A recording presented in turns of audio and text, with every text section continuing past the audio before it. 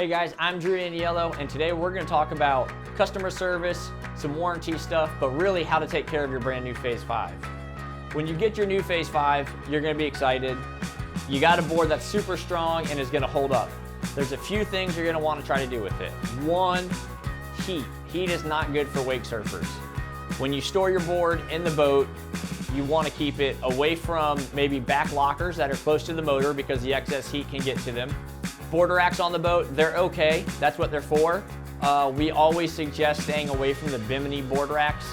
You're basically putting your board in the sun to bake, which again, not going to be great for your board. There's a few different options. We always suggest getting a Phase 5 sock. This will go around your entire board. It's nice and soft, and it's going to help cut all the UV down from getting into your board, which is going to keep it cooler, keep the sun off of it, and make the board last longer for you. Another big thing with your board, if you're someone who lives near the salt water and you're riding in salt water, when you're done, we recommend taking that freshwater hose, rinsing your board off, drying it, and then going ahead and putting it away. People who store their boards for the winter, please don't store them next to a heat element. Some people say we've kept it in our closet, but there might be a water heater, there could be a heating element of some sort for your house in there. That heat can damage your board. So as you look over Phase 5 warranty, we cover manufacturing defects. We have a lot of people that send us pictures and send us requests for warranty stuff on things that really aren't manufacturing defects.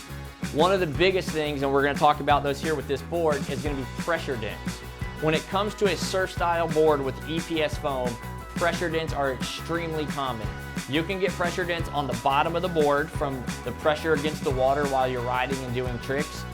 I would say the most common spot that you're going to see them is up top where your heel is.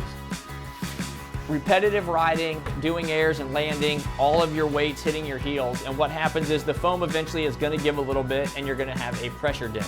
This does not hurt the board, it doesn't make your board weaker, it is just kind of a natural reaction to what happens with foam when you land on it a bunch. But that is not a warranty issue and it is not covered. Another big thing, we talked about leaving your board in the sun or near heat.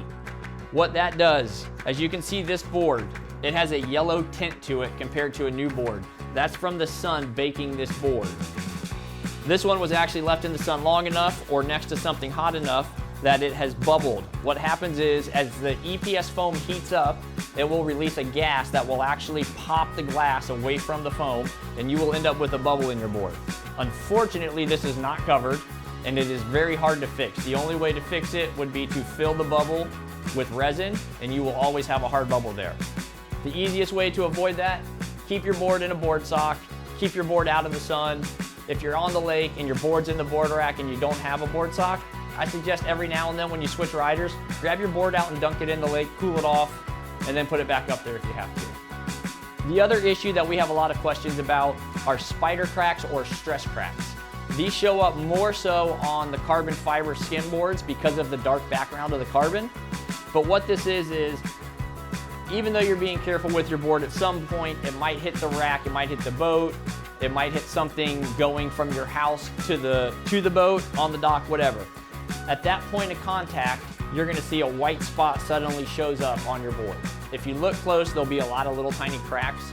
All that is the clear coat underneath cracking. You won't be able to feel it.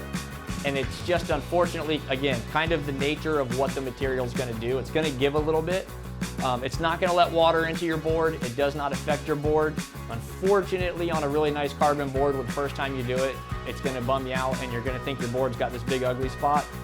But I can attest, I've had boards that I've rode in contests all year, and by the time you fly around the country, they've got little white spots all over them just from getting hit here and there. Not a warranty issue, not something that's going to be covered, but the good thing is it's not something that's going to affect your board.